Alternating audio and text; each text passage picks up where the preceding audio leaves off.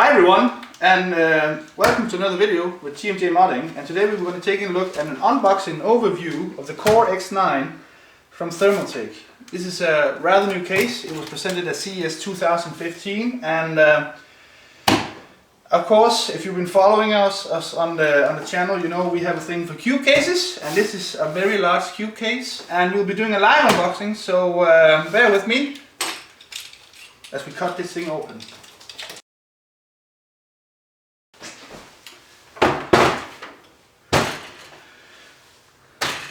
And there you have it. And as you can see, this is a rather large case. And normally, I'm not a fan of Thermaltake, but this case I simply needed to have because of the possibilities it offered. Native support for dual 480mm radiators. That's right, native support. Try getting that in a case that only cost about 170 euros.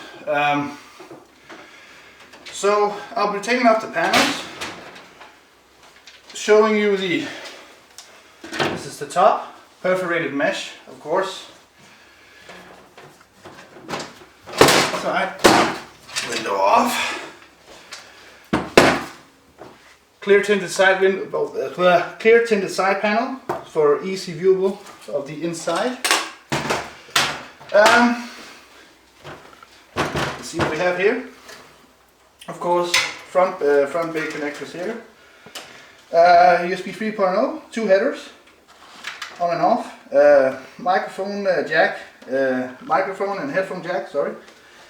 I/O, optical drive with some kind of flimsy.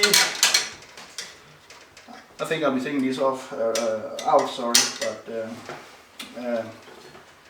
I think it'll do the job if you want to use optical drives. Plenty of room for hard drives, as you can see. We have room for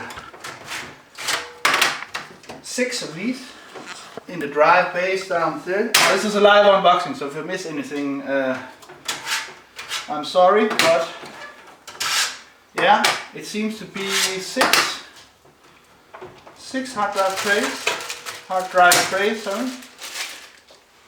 Some accessories, screws, zip ties.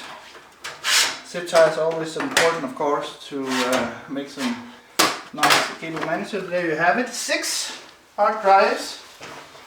Now, as I can see on the side here, it appears that they are interchangeable panels, which means that if you want to shift the side panel from clear view, you can do that. So these panels fit all the way around. I guess you could, if you want to, have a window in top. So it's up to you. Here we go. Now the internals, as you can see, is what really intrigued me. This thing can fit proper EATEX standard motherboards. So we're talking, if you want to throw in dual Xeons in these dual Xeon boards, it will fit, because you can see the length here. it's laughable. This is a really huge case.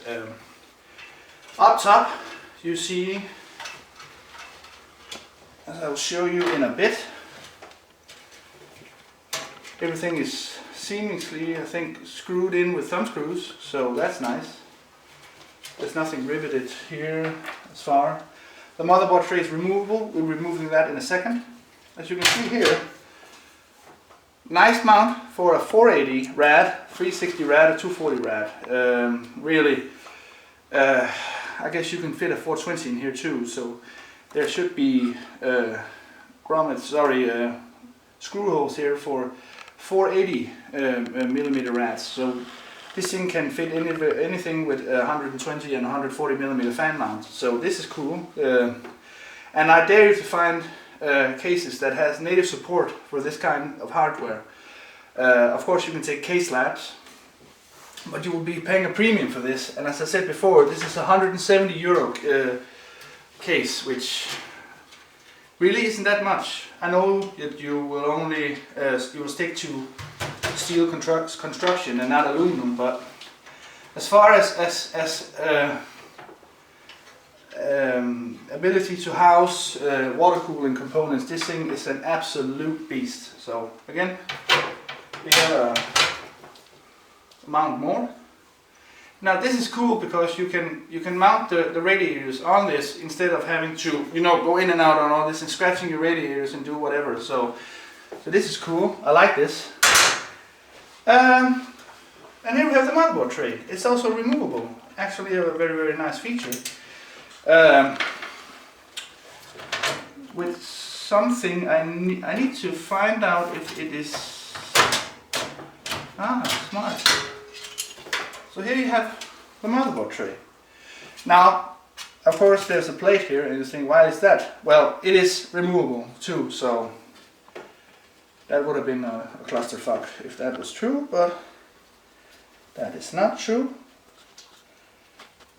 And a room for a 3.5-inch drive underneath too. So, and I guess you could also fit an SSD in this, or perhaps even two.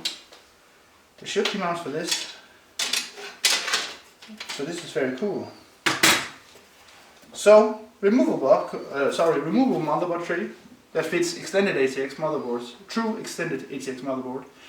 It has the standoffs pre-installed, and here you can add them. The extra standoffs if you want to go full eATX, so that's nice. Rubber grommets for easy cable access. Seems to make it more tidy, so that's nice. So what do we have here? PSU mounts. I think this is here. Yeah, so you can remove these hard drive cages with thumb screws too. There seems to be a rail system here. I think the rail system would be handy if you are to mount a radiator, and it seems to be full radiator support in the bottom too.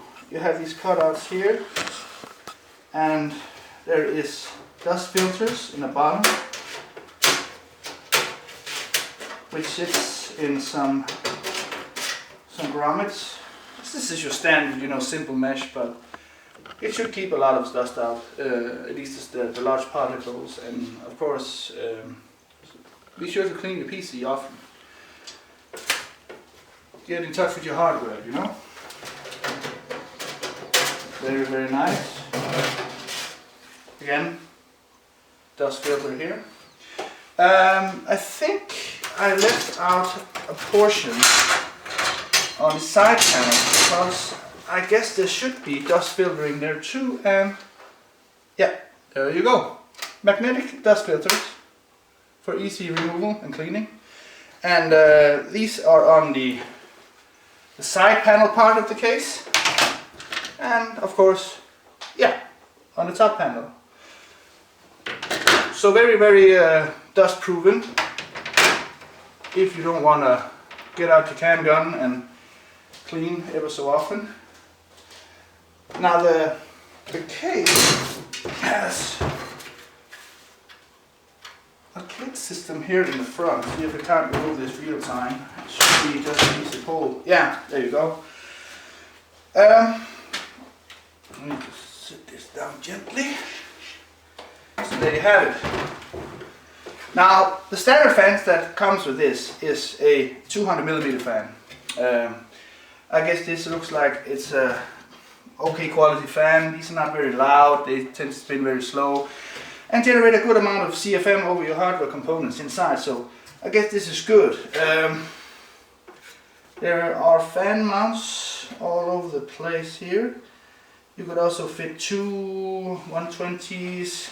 I guess this is a cutout for an extra 200mm fan if you want to move this up here and you want to remove the optical drives. I will remove these, optical bays, if I can do this on camera. Spoiler man, no. No, damn. No, we leave them. You'll have the finger strength for it. A 120mm fan in the back. Seemingly of, you know, doubtful quality. I would remove this and throw it in the bin. But that's just me, but it's there, it's functional, I guess. 3-pin header, so, and this is a 3-pin header too, so nothing more there. let's talk about radiator support for this, because this thing is of course built for intense radiator support.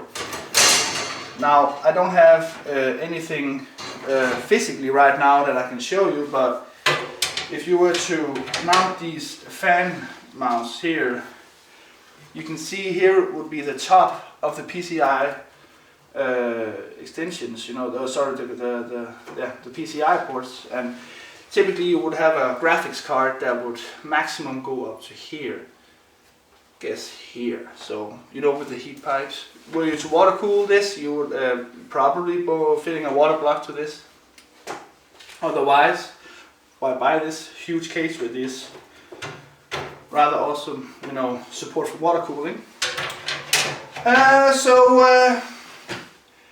I would dare to say that you could easily fit a 480 or a 420 Monster Rad. This is a triple thick radiator, 8 centimeters of clearance, thickness. Of course, if you were to keep the optical drives, then you're limited to a 360 or a 240. Interesting, you know enough, the Corsair AIOs and the other vendors are, you know, creating a more the ability for you to hook up your AIOs to, you know, your set graphics card through a bracket, and you know, you could have a 240, a 360 CPU cooler here. You could have a 240, 360 GPU cooler there. So, you know, there's a lot of options here, and I guess you really could say that this thing really does it all.